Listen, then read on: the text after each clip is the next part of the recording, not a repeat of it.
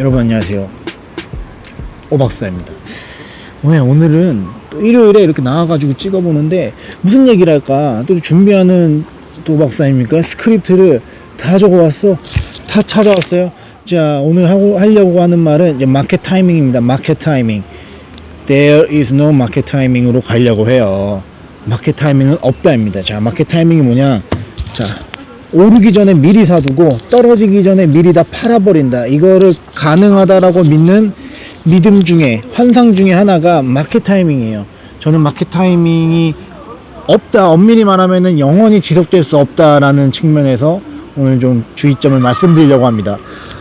자, 제가 어느 말을 들었어요. 근데 저는 어느 분한테 그분의 강의에서 이 말을 들었는데, 저는 거짓말하지 마세요 속으로 생각했는데, 그분도 아는 거야, 이게 거짓말 같은 거를. 그래서 계속 진짜입니다, 제 주변 사례요라고 말씀을 하시더라고요. 자, 외환위기 때 97년 외환위기 때 그 직전에 강남에 사는 한 부자였어요. A씨는 이민을 가려고 그 당시 엄청난, 지금도 마찬가지지만 고가의 아파트, 강남의 고가의 아파트를 한 채를 팝니다. 엄청 대형 평수를. 그래서 그 당시에 한국 돈으로 10억 원이라고 그러더라고요. 10억 원. 그 당시에 10억 원짜리 팔면 얼마가 나왔죠? 환율 1,000원 잡으면은 100만 불이 나온 거예요. 100만 불이. 그래서 이민 가야지라고 하고 있는데 외환위기가 터졌네?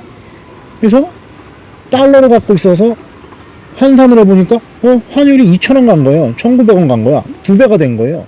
그래서 어라? 잘 보니까 아니야, 잘 보자, 지금 내가 달러로 갖고 있지? 이래서 강남을 다시 되돌아봤대요. 출국하기 전에. 그렇게 보니까 자기가 팔았던 10억짜리 아파트가 5억이 돼 있는 거야. 반토막이 다 난 거예요.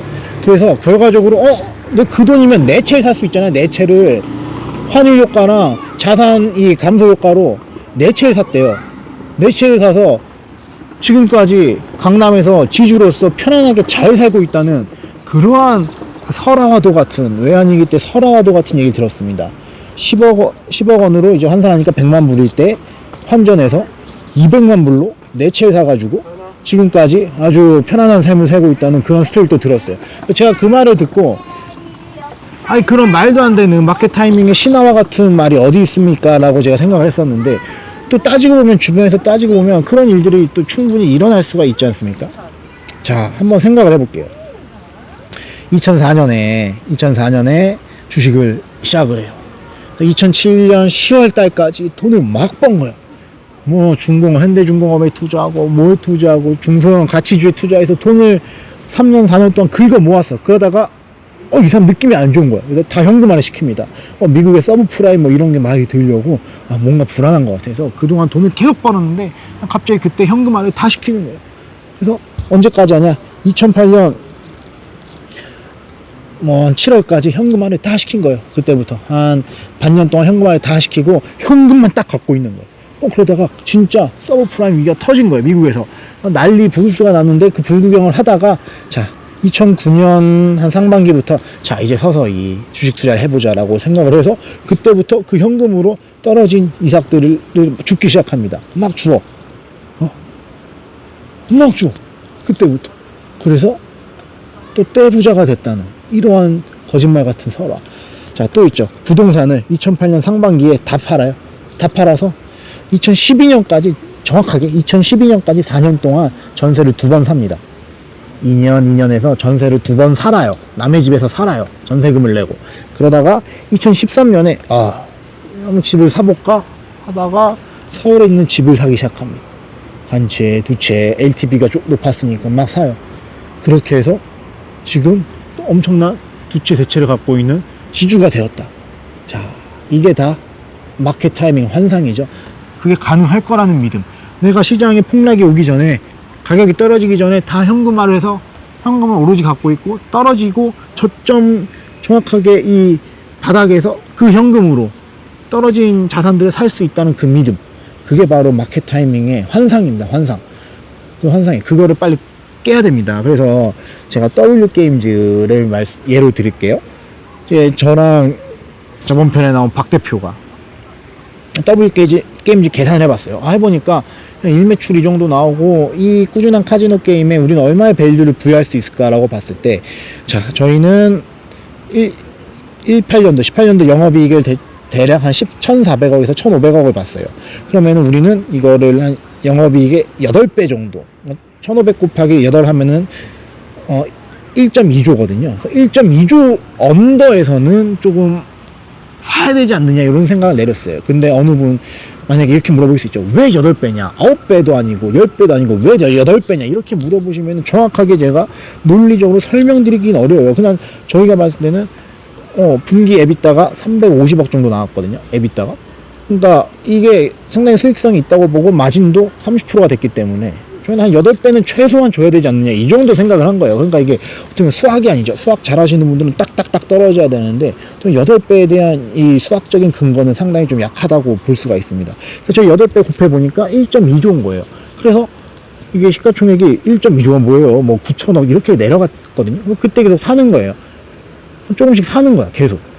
그러니까 이게 고점을 찍고 내려올 때 그냥 어느 정도 수준의 언더라고 생각하면은 그때부터 조금씩 사는 겁니다. 바이 하는 거예요. 바이를.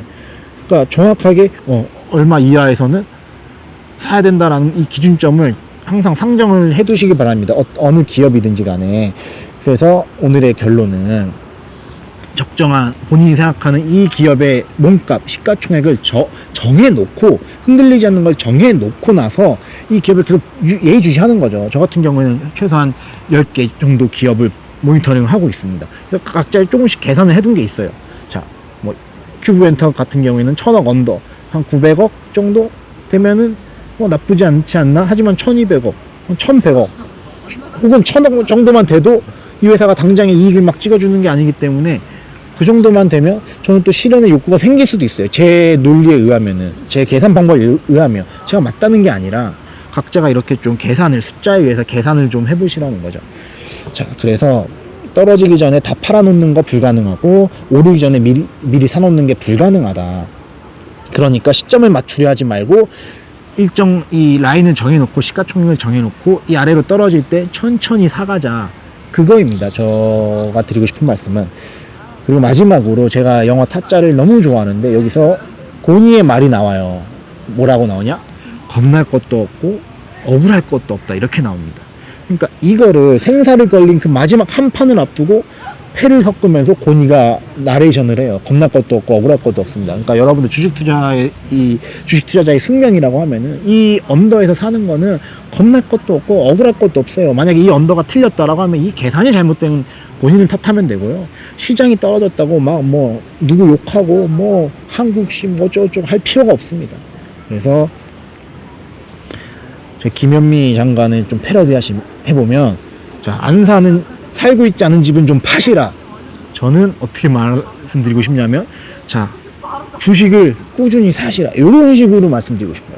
꾸준히 좀 사시라, 이렇게. 예? 그죠? 꾸준히 좀 사는 쪽으로 가면은 마음 편하게 분할 매수로 비비비비비 이렇게 가면은 좀 마켓 타이밍을 맞추려는 환상에서 벗어나서 좀 장기적으로 안정적인 심리 상태 유지할 수 있지 않을까? 이런 생각을 갖고 있습니다. 네, 오늘 한 8분 30초 정도 찍었네요. 모두 들어주셔서 감사하고요. 다음에 또 날이 좋으면 이러다 또 겨울이 오겠죠. 이렇게 날이 좋을 때 제가 단지 내에서 저렴하게 이렇게 촬영해서 매주 또 올리도록 하겠습니다. 모두 건승하시고 또 9월 그리고 추석 잘 보내시기 바랍니다. 네, 감사합니다. 안녕. 자본.